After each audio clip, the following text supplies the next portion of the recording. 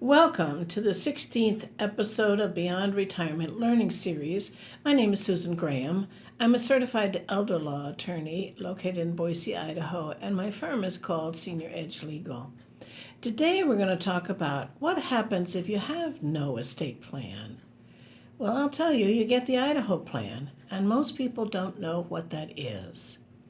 Before I get started, I want to remind you that the purpose for these is for me to give you useful information so you can have a secure future. In addition, we have free legal forms on our website, and we also have a way to show you how you can meet with me. There's an evaluation form at the bottom, so you could fill that out anytime and access that information. So let's get started. So what happens if you have no estate plan? Well, in Idaho and in every other state, the state legislature has created a default plan for you. What that means is if you have no plan in place, the government has figured it out. Now, if you're having a good day and life is fine, we don't care. It doesn't matter.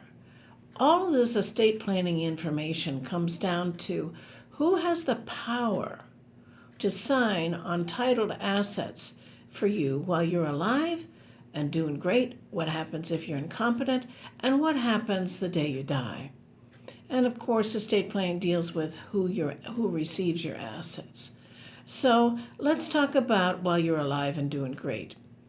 You don't care. You don't care what the Idaho legislature says because basically it says you're in charge. You sign anything, you give anything away, you pay the bills, you pay your taxes. Nobody's going to be looking over your shoulders telling you how to do that. But the big concerns are, what if you become incompetent? That means mentally or physically you can't handle your affairs. I'm talking about if you have a bad car accident, a skiing accident, you have a terrible illness, and you just can't handle your affairs for any particular length of time. Your house needs to be sold, or somebody needs to access your assets to actually pay your bills. Well, if you have no plan in place, the Idaho legislature has a default plan, and that is a conservatorship and guardianship proceeding. What that means is somebody has to petition the court and say, hey, judge, this individual can't handle their affairs, and I'm willing to step up and deal with that.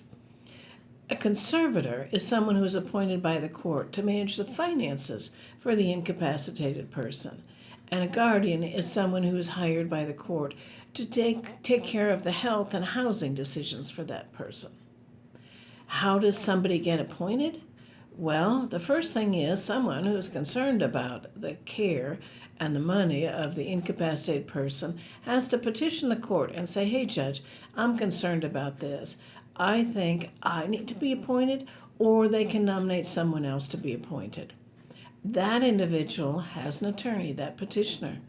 The law requires, even if you're a married couple and you've been married for 60 years, the law requires that the healthy spouse who files that petition, it has to have a different attorney representing the ill spouse, the incapacitated spouse. So we get a different attorney appointed by the court to represent the incapacitated person. In addition, there's a third individual appointed by the court. That individual is called a visitor. Often it's another attorney. And that person goes around and talks to everybody and makes a recommendation to the court that says what they think is appropriate for the care and future of this person. Then we have to have a doctor's statement. And the doctor says what are the features and what are the issues relating to this potentially incapacitated person, and is a conservatorship and guardianship proceeding necessary? After we have all those people, they gather up information, and there's a court hearing where the judge listens to testimony and appoints someone. At a minimum, this takes about 3 months. Often it can take longer than that. And when you take all these professionals and add them up, you're looking at $5,000 to $10,000 for an uncontested conservatorship and guardianship proceeding. Now let's assume the healthy spouse or child or some other individual who's appropriate is appointed by the court. That person who's appointed, and it could be the same person for the conservator and the guardianship, or it could be two different people. Those individuals or that individual's at a minimum, have to file a report with the court showing what they're doing with the money and what is the current status of the incapacitated person. And if they say to the court, it's none of your business, I'm not giving you that information, because again, you've been married to that spouse for 60 years, the court will fire the conservator and appoint an independent person to handle that. And maybe that same thing will happen relating to the guardian. So that's what happens if you have no plan in place. Idaho has a plan for you, which is great. The reason those laws exist is to protect incapacitated persons, so there's appropriate care for them and appropriate oversight of their finances. Now, also, if you have no plan in place and one day you die, that's the only guarantee I can give to each of you, me included. We're all going to die one day. So if you're a single person and you have no plan in place, what's the Idaho Plan?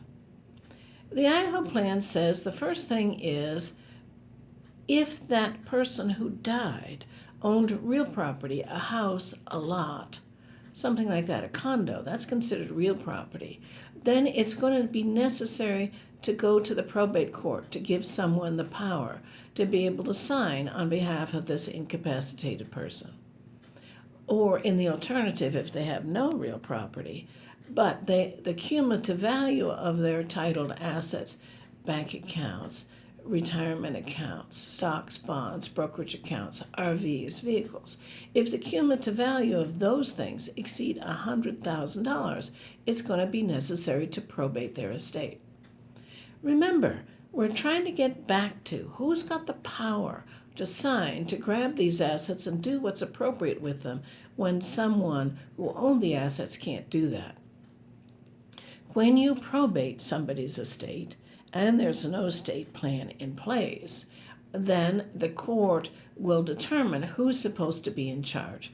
That's called the personal representative in Idaho. Other places they're called executors, or they might be called administrators, but we call them personal representative, or PR for short. There's an order of priority in the code, the Idaho code. So it starts out whoever's nominated, then it gets to be the spouse, the kids, and it goes down to ultimately the creditors of the person who's dead. So let's assume that won't become an issue, and your spouse or one of your children petitions the court and say, please appoint me as the personal representative judge. Depending on the type of priority, it will make a difference as to whether it's necessary to give notice to a whole bunch of other people, so in case they think they have a higher priority, they can step forward and contest whoever's petitioning for it. Once that person is appointed, and there's something called letters administrative that comes out from the court, and that gives that person the power to take that document down to the bank or the brokerage account or to the real estate company when you're selling the property, and to be able to sign on behalf of the dead person. But the law says they have to gather up those assets, protect the assets, file an inventory with the court within 90 days of being appointed, showing what's out there, publish a notice to the creditors to say, yes, this person's dead. Does he or she owe money to anybody? And if so, send the bill, because otherwise you'll be barred after 4 months of the first date of publication of that notice.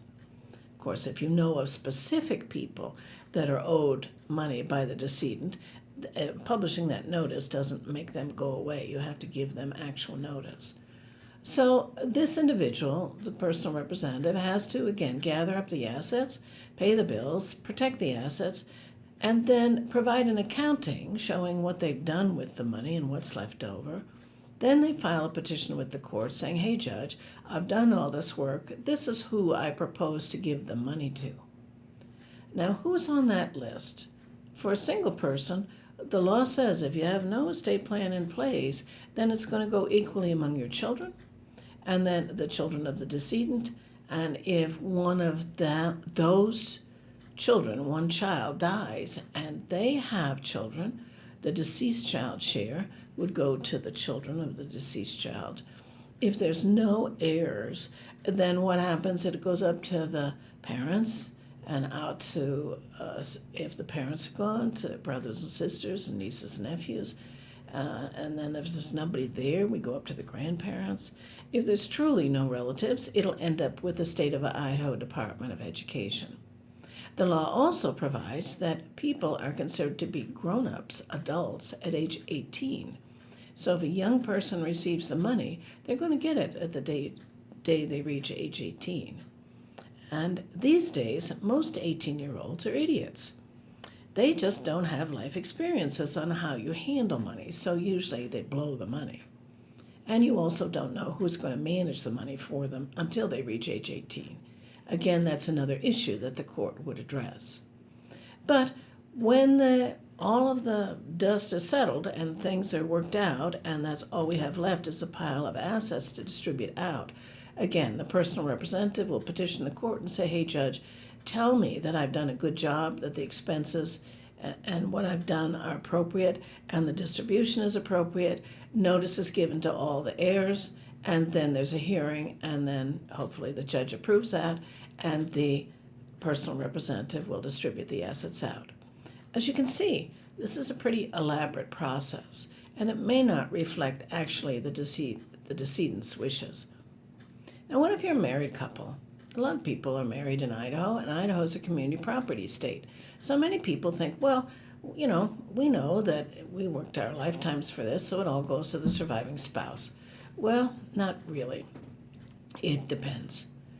Remember, I said a few minutes ago, when we have a dead person who has real property in their name, or the cumulative value of their non-real property assets exceed $100,000, we have to look to the court to give somebody the power to be able to sign on their behalf. So let's say that the couple have a house they've had for 20 years, and they've had certificates of deposit and life insurance and a brokerage account, bank accounts, cars, all that stuff. Well, what the law says, if it's all community property, and the law presumes it's community property, meaning it all belongs to the two of them, and the law says as a default, when one of them dies, the half of the community property goes to the surviving spouse. That sounds pretty simple, huh? So let's talk about another kind of property married people can own, and that's separate property. Separate property is something one of those spouses owned before the marriage, or they received as a gift or an inheritance just to that particular spouse during the term of the marriage. And what the law says is the decedent, the dead spouse, has the power to give their separate property to whomever they choose.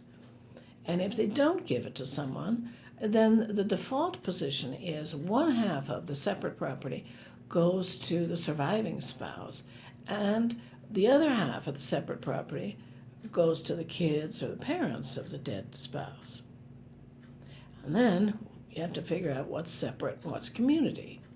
And under Idaho law, income generated from separate property, I'm talking interest income from a separate property savings account, rental income from a separate property rental, dividend income from a separate property stock that's owned by the dead spouse. Idaho law says that's community property, which makes everything kind of a mess. We have to figure out what's separate, what's community. So the default position, if there's no estate plan in place, is all of the community property goes to the surviving spouse, and one half of the separate property goes to the surviving spouse, and the other half of the separate property goes someplace else. So we're back to the same position as even a single person. Somebody needs to step up and get in charge here. You can't, as a surviving spouse, just wave around a death certificate and your marriage certificate and your driver's license and go down to the real estate closing and say, my husband or my wife is dead. I'm going to sell this property because I get it all. It's all community property. The real estate closing people are going to say, that's nice. We don't care. We need an order from the court that says who we're supposed to deal with. We need a will. We need something that shows, and we also need an order from the court that shows you're the one that has the power to sign on behalf of the dead person. So even as a surviving spouse, if you've been married 50, 60 years, if the house is titled in both your names, it is going to be necessary to probate the estate of the first one to die so that the surviving spouse will have the power to sign the deed to put the deed in just the name of the surviving spouse. Now, there's some assets that you can gather up that you don't need a probate. You don't need a court order. So if there's a joint checking account and either one of you can take all the money out, whether you're alive or dead, then there's no problem. You can just clean out that account as a surviving spouse. You won't have any difficulty. The vehicle may be titled in one name, the name of the dead spouse, as well as the name of the surviving spouse. So it only takes one signature to sign the title. So again, that's not going to be a problem. Same thing for life insurance. There's a beneficiary designation. So you just contact the company and give them tell them that spouse has died. They'll send you a form to fill out. They'll want you to return that with a certified copy of the death certificate. Same thing on retirement accounts, IRAs, 401ks, deferred comps. So those are not an issue. And you might even have titled assets at a brokerage account, which is both spouses' name, joint tenants with rights of survivorship, or community property with rights of survivorship. Then you just give them a death certificate, and again, they'll put the account in the survivor's name. But any assets that are titled exclusively in the dead spouse's name, or real property that had the dead spouse's name on it, that's going to require probate. So again, the healthy spouse, the surviving spouse, will file a petition with the court, or maybe somebody else would, but most likely it's the spouse, saying, please, judge, appoint me as the personal representative so I can gather up the assets and transfer the assets to just me or to whomever else is required if there's separate property there. These proceedings take time and they take money. And so it might meet the needs of you and your family if you have no estate plan in place, but recognize every time that the court gets involved in this, that's just another overlayer of administrative expense and time and delay. Not that the legal system doesn't try to do the very best job for you, and the court system doesn't try to do the best for you. But understand, it may be time-consuming and expensive, and it may not match the wishes of the individual who has just died, who has become incompetent. So the takeaway from this is plan. You actually have to do some formal plans. You just can't talk to people. The legal system says that's interesting, but that's not enforceable. So you have to sign documents in a specific way to make them legally enforceable, to follow your wishes should you become incompetent or the day you die. It's not a problem while you're alive and you're doing great. That's never an issue.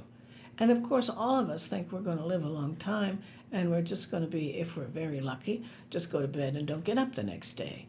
But life is not that nicely organized. And even if you're that fortunate, we're still in the default position in terms of the distribution of the assets.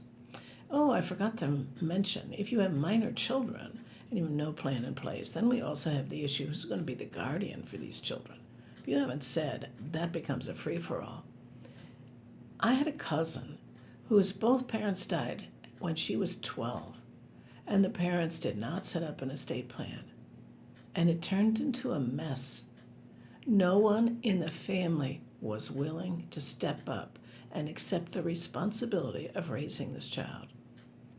Finally, one relative did, and that didn't last very long. And then she ended up with another one, and so on and so forth. That's terrible. That's terrible. That was so destructive for that child. And then the money all came to her at age 18, which, she was a mess at that point, and she just blew it. So planning is really useful. And I would encourage you to consider setting up your own plan. Whether you have a modest estate or a large one, it doesn't matter. It doesn't matter how much money and property is out there. People fight about little stuff or big stuff. But the best thing about planning, you get to be the dictator. You get to decide how your affairs are going to be handled during the good days, should you, God forbid, become incompetent, and the day you die. So the next program that we're going to have is just a sequence of this, because the takeaway is, when should you update your estate plan? I mean, when you put a plan in place, and decades go by, Things change, so when should you know to pay attention to update that? Now, at the end of this, again, there's an evaluation form at the bottom of your page. So I would encourage you to fill it out for a variety of reasons. One is to critique me. I really enjoy providing this information to you, and the suggestions you make help me do a better job. Also, if there are other topics you'd like me to address, please indicate that. If you want free forms that we have available on our websites, such as financial powers of attorney and health documents and many other, you can access that by filling out that form. Lastly, if you'd like to come visit with me, please indicate that. Someone from my office will contact you and see if we have the potential to be a good fit, if I have the potential to be of help to you in your circumstance. Thank you so much for listening to this. Thank you. Goodbye.